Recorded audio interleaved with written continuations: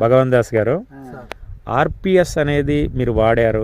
RPS soil guard మేము ఖమ్మం నుంచొని వస్తున్నాము, తోటలన్నీ కూడా డ్యామేజ్ అయినాయి, రైతులందరూ చాలా ఇబ్బంది పడుతున్నారు, విల్ట్ వచ్చింది, వైరస్ వచ్చింది, అన్నీ కూడా డ్యామేజ్ అయినాయి సార్.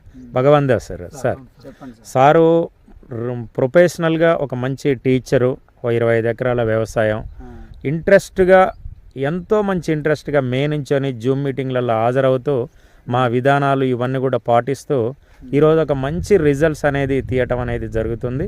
భగవాన్ దాస్ గారి మాటల్లో ఆర్పిఎస్ యొక్క రిజల్ట్ గురించి అని వారు వివరిస్తారు.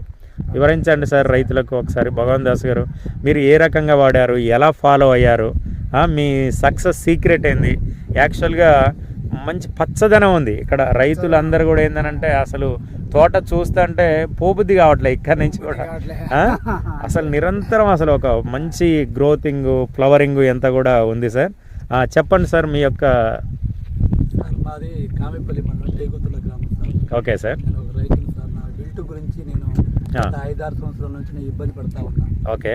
అందుకని మనకు తెలిసిన వాళ్ళు ఆర్పిఎస్ గురించి చెప్పారు. Okay sir. దాని లోతుపాతులు ఏం తెలుసుకుందామని నేను జూమ్ మీటింగ్లో దాదాపు ఎండాకాలం నుంచి వింటా ఉన్నాను. Okay sir. అప్పటి నుంచి వింటా ఉంటే మనం తెలిసిన వాళ్ళు రైతులు చెప్పారు, సార్ కూడా చెప్పారు, జూమ్ మీటింగ్లో కూడా నేను విన్నాను.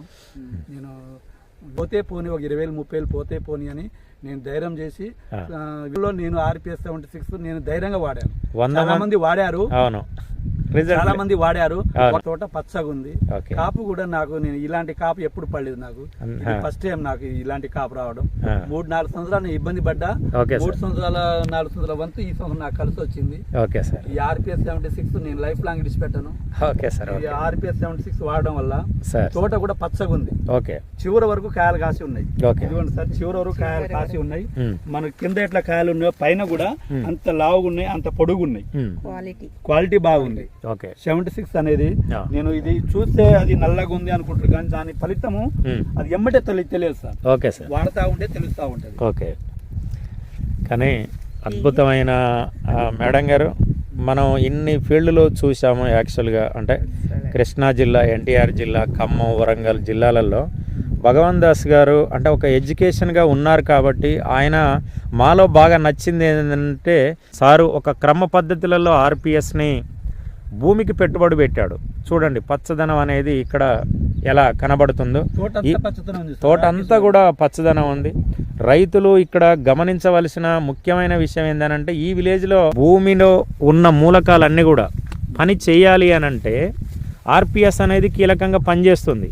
ఇది చూడండి మొత్తం నిరంతరం ఒక ప్రతి చెట్టు కూడా ఏంటంటే ఎక్కడ కూడా గ్యాప్ లేకుంటే క్రాపు. ఇదంతా కూడా భగవాన్ దాస్ గారి మాటల్లో విన్నారు కదా. ప్రతి క్రాపు ఇదంతా కూడా పచ్చదనం, క్రాపు. అమ్మా ఎట్లా ఉందిరా, ఎట్లా ఉందమ్మా క్రాపు?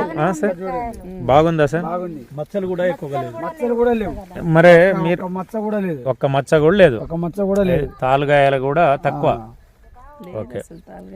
ఇదంతా కూడా ఆర్పిఎస్. ప్రతి చెట్టు, ఏ చెట్టు చూసినా గానీ అన్నయ్య కూడా నలుగురికి చెప్పాలి, మరి అందరికి భగవాన్ దాస్ గారు నలుగురికి చెప్పాలి సార్. ఏమేమి మందులు వాడకం చేసిండో, ఏం చేసిండో మా అన్నయ్య కూడా మాకు నలుగురికి చెప్పాలి మరి. ఓకే. చెప్పకుండా సిగరెట్ కొట్టుకుంటే ఎట్లా? అంటే మీరు వినరు కదా, అందుకోసం ఏంటంటే నేను ఇప్పుడు ఒకేసారి రాదు అని వీళ్ళు కూడా నమ్మరు. ఎందుకు అనంటే మేము చెప్పింది ఏంటిది భగవాన్ దాస్ గారికి, మీరు వాడండి, మీరు ఒక మంచి రిజల్ట్ తీయండి, మీరు రిజల్ట్ ను చూసిన తర్వాత మిగతా రైతుల్ని మనం ఎంకరేజ్ చేద్దాం అనేది చెప్పాం. ఇదంతా కూడా ఆయన గారిని అపార్థం చేసుకుని వాడలేదు. ఇదంతా కూడా ఆర్పిఎస్ రిజల్ట్. తాలుగాయ కూడా లేదు, మచ్చలు కూడా ఎక్కువ లేదు. సార్ బాగుంది, నీట్ గా, క్వాలిటీగా, కలర్ఫుల్ గా ఉంది. టోపీ. ఇదంతా కూడా ఆర్పిఎస్ రిజల్ట్స్ మిత్రులారా.